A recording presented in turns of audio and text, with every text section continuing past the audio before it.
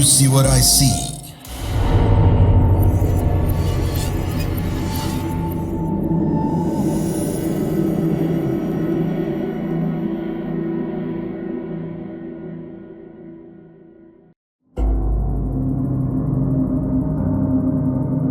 Do you see what I see? Exclusive on Spotify.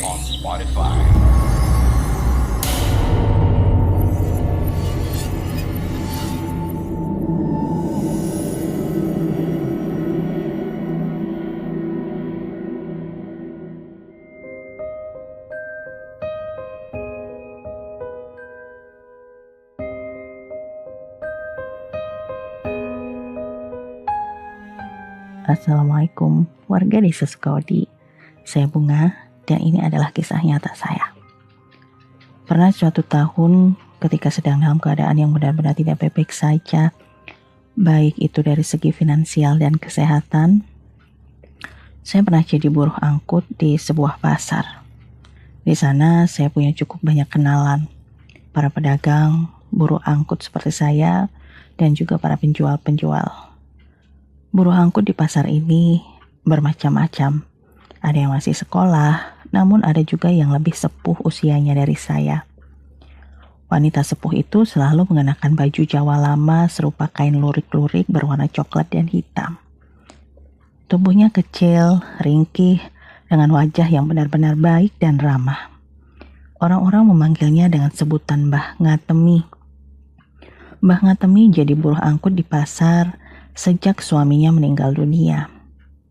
Anak-anaknya tinggal di kota dan tidak ada yang pernah menjenguknya. Satu kali pun. Kadang-kadang di sela-sela waktu kami menunggu para pengunjung pasar ataupun orang-orang yang membutuhkan jasa kami, kerap kali saya dan Mbah Ngatemi ngobrol.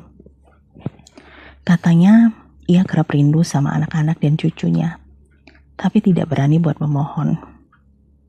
Karena pernah sekali waktu Mbah Ngatemi memohon karena rindu, malah hardikan yang didapat.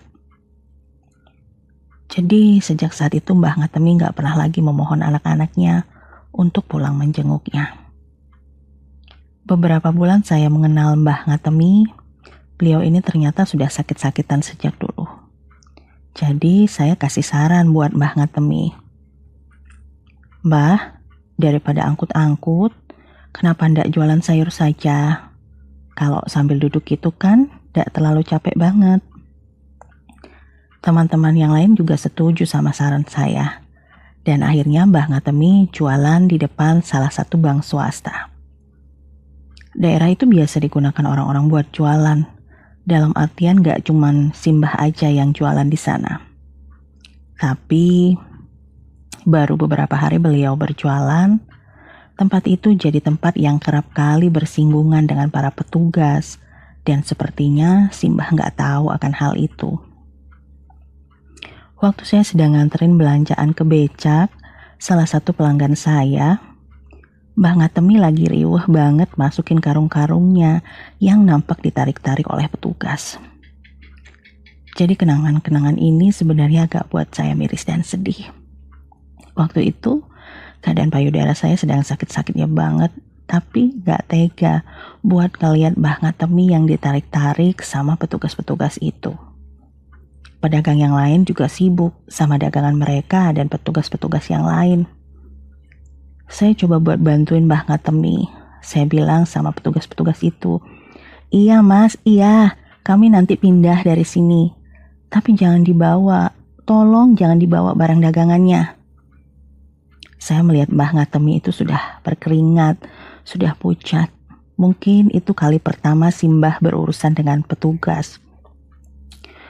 Mungkin karena Simbah ini ngotot untuk mempertahankan apa yang menjadi miliknya, beliau ini tarik-tarikan. Dan mungkin petugasnya juga nggak sengaja atau memang sengaja mendorong Simbah. Simbah terdorong ke belakang sampai jatuh. Saya refleks langsung teriak sambil dorong-dorong petugas itu. Saya marahin mereka, saya teriak-teriak. Saya udah histeris banget rasanya melihat Simbah diperlakukan seperti itu. Saya bilang, "Mas, jangan dorong-dorong. Beliau itu orang tua. Bilangin aja baik-baik. Jangan diambil barang dagangannya." Kalau diambil nanti mereka mau makan apa? Tapi kayaknya petugas itu nggak mau tahu. Dia tetap coba bawa karung-karung Mbah Ngatemi. Si Mbah sampai nangis-nangis, sujud-sujud sambil teriak, "Jangan dibawa, Pak, jangan dibawa." Saya nggak tahu harus melakukan apa lagi. Dada saya udah cenat-cenut nggak karu-karuan. Hari itu cukup banyak orang yang pakai jasa angkut saya dari dalam pasar sampai ke becak-becak dan kendaraan mereka. Saya niat kasihin semua pendapatan saya hari itu ke si Mbah. Jadi saya bilang, "Mbah, sudah Mbah, jangan ngemis-ngemis lagi, jangan sujud-sujud lagi. Saya nggak tega lihat Mbah seperti itu." Mbah Ngatemi berhenti menangis saat saya bilang, "Saya akan bantu bayar sayur-sayur yang belum dibayar ke temannya si Mbah." Dan setelah kejadian hari itu, si Mbah gak pernah jualan-jualan lagi selama beberapa hari. Namun karena memang menjelang bulan Ramadan, keadaan pasar memang hiruk-pikuk banget. Sambil nunggu kabar dari beliau, saya giat dan semangat banget ngumpulin uang buat ganti rugi sayur-sayur yang dibawa para petugas. Saya juga sambil cari-cari informasi di mana rumah Mbah Ngatemi. Kalau tidak salah, entah itu hari ketiga atau kelima Ramadan di tahun itu, saya berhasil ngedapetin alamatnya Mbah Ngatemi. Sekitar jam 5, setelah saya beres-beres, karena bantuin temen di kios ikannya, saya niat buat besuk si Mbah. Saya belikan beliau buah-buahan, saya belikan kurma dan beberapa jenis takjil. Memang tidak banyak yang saya bawa, tapi saya senang sekali waktu itu. Saya masuk ke sebuah jalan yang masih dalam satu lingkup pasar, tapi nggak deket-deket banget juga. Jalannya itu sepi, gak ada kendaraan yang lewat, bukan seperti jalan umum atau jalan besar pada umumnya. Jalannya juga kecil, cuma muat satu orang pejalan kaki saja. Daerahnya rimbun, banyak pohon-pohon, teduh dan dingin. Saya masuk ke jalan itu dan terus jalan. Kata yang ngasih alamat, rumah Mbah Ngatemi itu satu-satunya rumah yang ada di belakang itu. Bagian depannya itu ruko-ruko pedagang Arab yang jual kurma, pakaian-pakaian umroh, tapi bagian belakangnya itu udah di dinding tinggi. Sehingga kalau dari jalan, rumah Mbah Ngatemi ini memang gak kelihatan. Saya masuk ke jalan yang semakin lama, semakin sempit, semakin mengecil.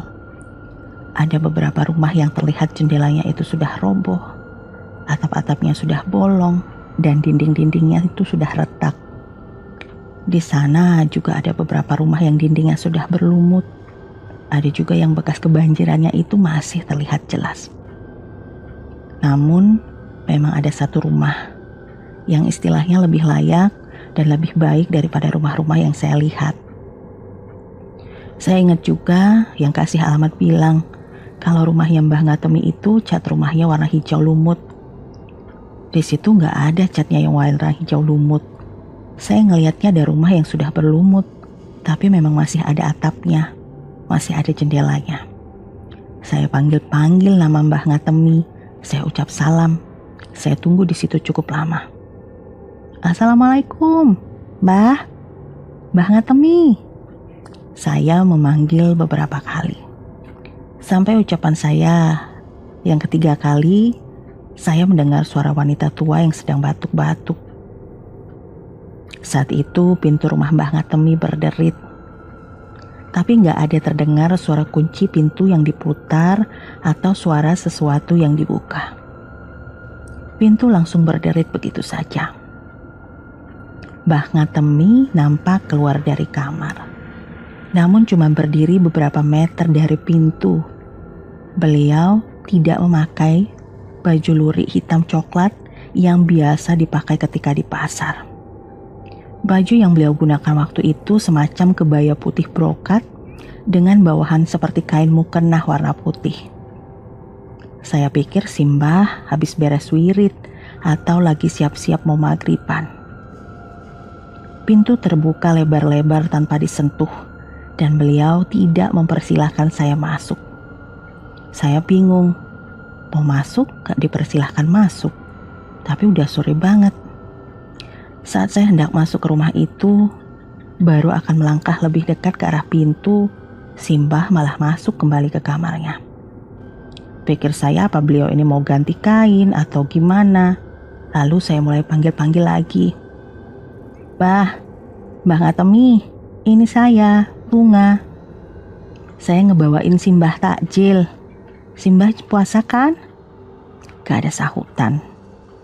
Pintu memang sudah terbuka lebar. Gak ada lagi suara deritan pintu, tapi ada suara deritan-deritan lain di jendela samping rumah. Saya beralih ke sana. Saya pikir Mbah Ngatemi pasti nutup jendela karena udah mau maghrib. Saat saya berada di rumah Mbah Ngatemi bagian samping, di situ saya melihat Mbah Ngatemi berdiri di depan jendela sambil menatap kosong ke arah saya. Tanpa ekspresi, tanpa senyum, tanpa keramahan. Pulanglah Bunga, Mbah udah baik-baik saja. Ucapnya tiba-tiba saja membuat saya sedikit merasa keheranan. Tapi Mbah, takjilnya? Pulanglah saja Bunga, gak usah kesini lagi. Ucap Mbah Ngatemi sekali lagi. Saya bingung, tapi tetap manut. Dari masjid sudah terdengar suara orang yang ngaji, artinya beberapa menit lagi waktunya buka puasa. Saya berniat untuk menutup pintu rumah si Mbah.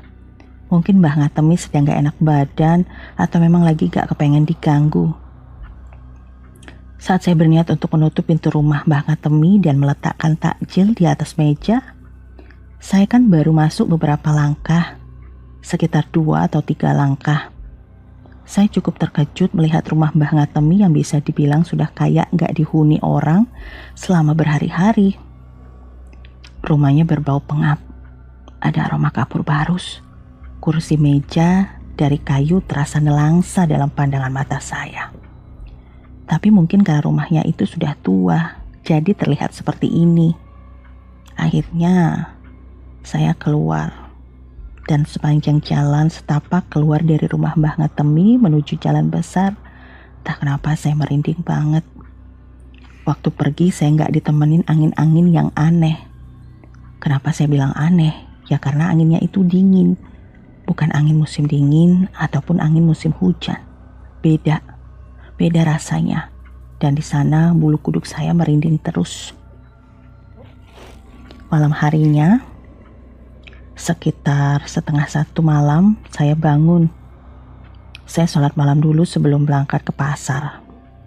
Di jam-jam segitu, ada banyak ibu-ibu pemilik warung sayur yang belanja.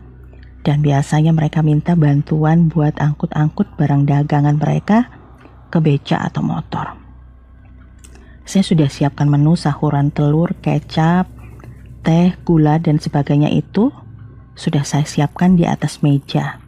Supaya sulung saya tidak begitu kerepotan sahur sendirian. Sampai di pasar, saya langsung parkir sepeda saya di seberang pasar.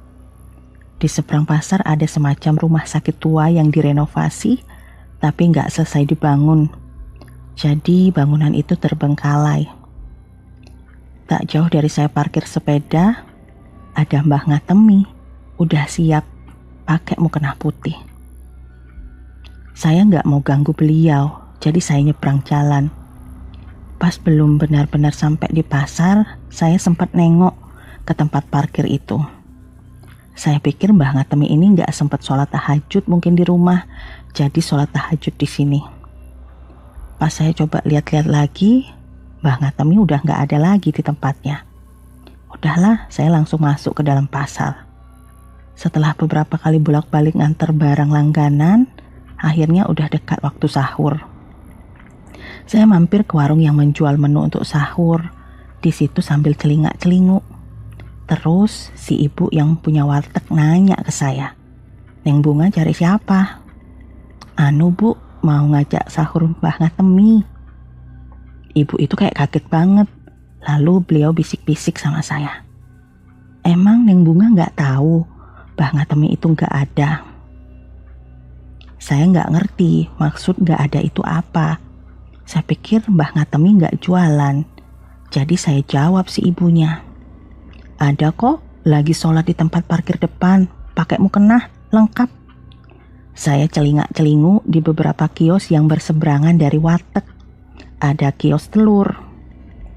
Nah, di situ Mbah Ngatemi berdiri di tengah gerimis, masih pakai mukena putihnya yang gak putih-putih banget. Saya bingung, biasanya Mbah Ngatemi gak pernah di posisi itu, pakai mukena pula. Terus saya kasih tahu sama si ibu penjual warteg.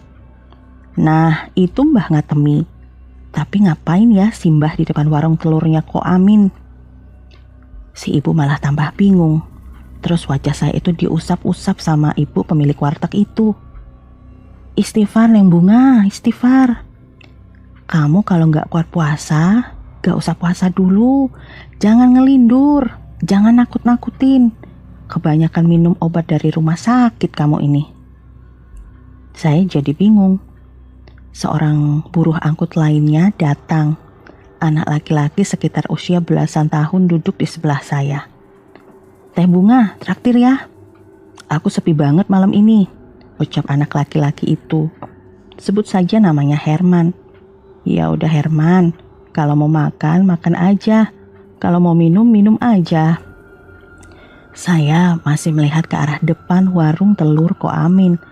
Saya panggil-panggil itu Mbah Ngatemi, dan di situ si Herman juga ikutan bengong, terus narik-narik ujung jilbab saya. Teh Bunga kenapa? Gak tahu tuh, Neng Bunga aneh banget dari tadi. Dikandani tapi ngayalan. Udah dikandani Mbah Ngatemi sudah meninggal dunia. Tapi si ibu yang punya warteg gak ngelanjutin lagi kalimatnya. Loh, iya bener kok Teh Bunga.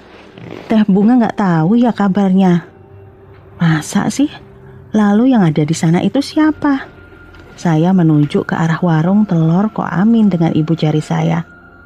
Ada wanita tua sepuh di bawah gerimis mengenakan mukena lengkap yang cukup tua dan usang. Lalu tiba-tiba saja gelas yang ada di meja tempat biasa orang-orang makan jatuh, meluncur tanpa tersenggol sama sekali. Saya, Herman, dan ibu pemilik warteg terkejut. Lalu ada angin semilir yang berdesir, membuat kami kompak mengelus tengkuk bagian belakang secara bersamaan. Ibu warteg terdengar gelisah nada suaranya. Jadi sahut-sahutanlah si Herman sama ibu penjual warteg. Dan ternyata Mbah Ngatemi itu hanya terlihat di mata saya saja. Karena saya nggak percaya, saya coba tanya ke beberapa penjual lain. Dan memang gak semua orang tahu kalau Simbah sudah meninggal dunia.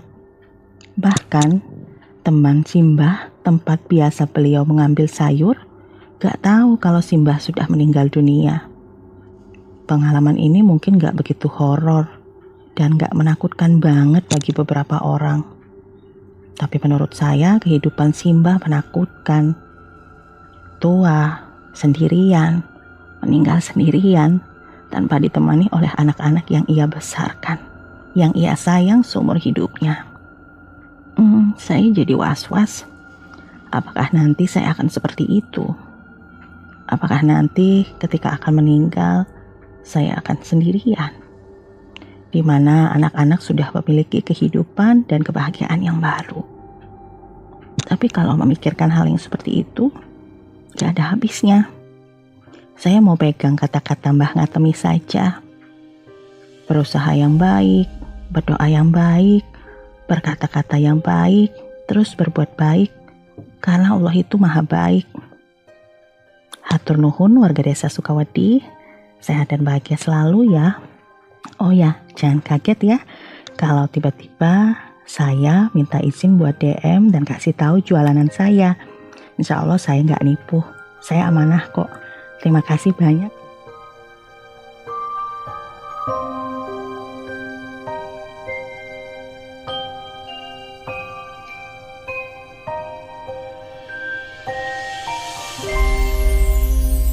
Kamu punya pengalaman horor? Kirim ceritamu ke podcast.ceritahoror@gmail.com.